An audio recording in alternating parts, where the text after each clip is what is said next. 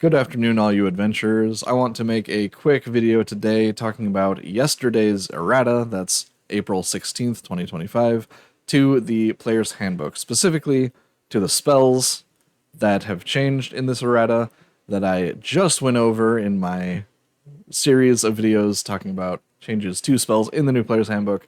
They've changed again a little bit, some of them, so let's get into those. And then at the end of the video, I'll also point out some other changes in the player's handbook just because we're here and I might as well. Let's start with the shape-shifting spells. That would be Animal Shapes, Polymorph, True Polymorph, and Shape Change. They have all gotten a sweeping update that their temporary hit points now go away when the spell ends. That was probably intended from the start, but it wasn't actually in the wording of the spells, so because of the general rule that temporary hit points last until you finish a short rest, unless specified otherwise, there was a bit of an exploit people could use where you cast Polymorph or any of those other spells, get temporary hit points, and then just let the spell end, and then you can continue doing what your character normally does instead of being a beast, and just have a bunch of temporary hit points. That's no longer an option because when the spell ends, the temps do go away. Now, Animal Shapes and Shape Change have an additional clause where now you only get temporary hit points the first time you transform, basically initially when the spell is cast. So if you change your shape, or for Animal Shapes, if you change another creature's shape during the spell, that doesn't change the amount of temporary hit points they have.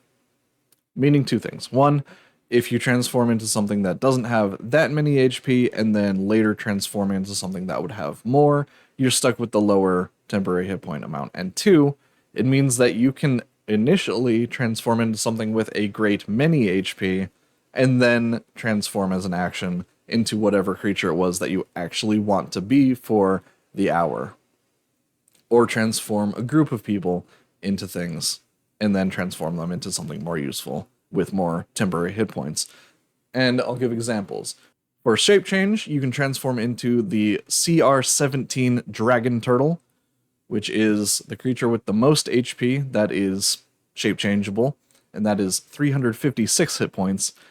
Get those temps, and then immediately transform into a Merilith, or an Abishai, or a dragon, or whatever it is you're transforming into for the hour. For Animal Shapes, the challenge rating is limited to 4, so we're looking at an Archelon, which is also a turtle. It's an ancient marine turtle that is extinct in real life, but is in D&D now, so that's cool. Both turtles, both a lot of HP, and that has 90 hit points. I think D&D marks that as a dinosaur now for whatever reason, probably because it's an extinct reptile, but it is in D&D. If your DM doesn't want to use it, then the killer whale also has 90 HP, so they're equal on that. You can use either one. I just thought it interesting that they're both turtles. I think that's cool. Moving on.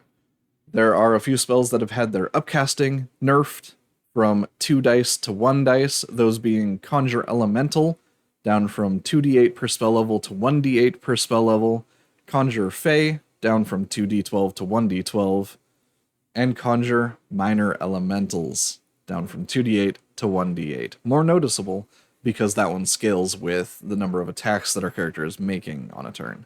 For Conjure Elemental and Conjure Fey, this pretty much just brings them in line with the expected scaling that most spells get. The grand majority of spells only gain 1 die per spell level in general. If they had been printed this way initially, no one would have even batted an eye, I'm pretty sure. They would have been seen as just perfectly normal spells. Now that they're nerfed, I don't think the nerf is an issue at all. I think these spells are going to continue to be just as useful as before. You know, slightly less damage if you upcast. Not a big deal. Conjure Minor Elementals, though, was obviously the #1 spell in this edition that needed a change, and we got that change. Some people probably homebrew this to be even weaker, and I don't mean weaker in a bad way, in that I've seen a lot of people saying they'll homebrew, and including some YouTubers like Trey and Monk, homebrewing this down to 1d8 per 2 spell levels, and I think that's also fair.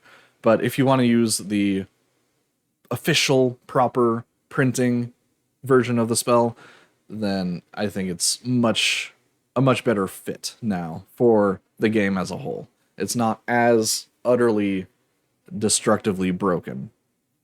We can still squeeze a ton of damage out of it. We can still get about 350 damage, give or take. That's a rough estimate, from a 9th level Conjure Minor Elementals into an 8th level Scorching Ray. That's still going to do a whopping 350 damage, but in the old version of the spell, it would have been about 550 damage. So that's definitely an improvement. And the other two spells that got errated are Conjure Woodland Beings, which got more of a typo correction than anything. It used to say that it gains a benefit for upcasting above level 5 when it is a 4th level spell, so that was a little weird. That now properly says above 4th level. So, working as intended. That was actually already fixed on D&D Beyond a while ago, but now it's going to be in newer printings of the book, and it's in the official errata document. So, Conjure Woodland Beings gains a benefit for every spell level above its base level of 4th. And the other one is Giant Insect, which says in its HP entry in older printings 10 for each spell level, where it should have said 10 for each spell level above level 4, and that's what it says now. Where some people might see this as a nerf, I personally see this as a correction to how I was already looking at the spell. That's how every other summon spell in the game works, so I assumed that was supposed to be the case. Anyway, that's how it is officially now. 10 HP for every spell level above level 4. And that's all of the spells that have been changed in the errata. I do also want to bring up the telekinetic feat, because that's related to a spell. The telekinetic feat allows us to cast the Mage Hand cantrip with an extra 30 feet of range, and now, thanks to this errata, that also clarifies the range is increased by 30 feet, and the distance the hand can be away from us without disappearing is increased by 30 feet. That's how I've seen most DMs rule it, because that's what makes the most sense, considering the way it was written before. If we cast the spell at 31 to 60 feet, the hand would just immediately disappear. So that didn't make any sense, and I didn't see any DMs ruling it that way, but it's nice that it's officially in print. So that's all the spell stuff. Before I go, I will touch on the other changes real quick, just because we're already here, and honestly, the spells were the brunt of it anyway. So, real quick, since I was just talking about feats, let's start there. The Poisoner feat now says the poison that you can brew with downtime and gold takes effect when you deal damage with the weapon that you've poisoned, not when you hit with the weapon that you've poisoned, which is a small distinction and won't really matter in most cases.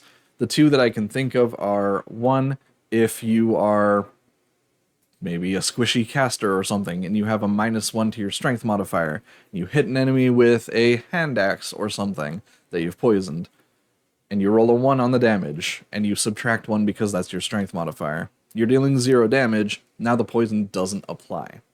The other one is the Graze Weapon Mastery, which allows us to deal damage when we miss a creature with an attack roll. Now the poison will take effect when we deal that graze damage.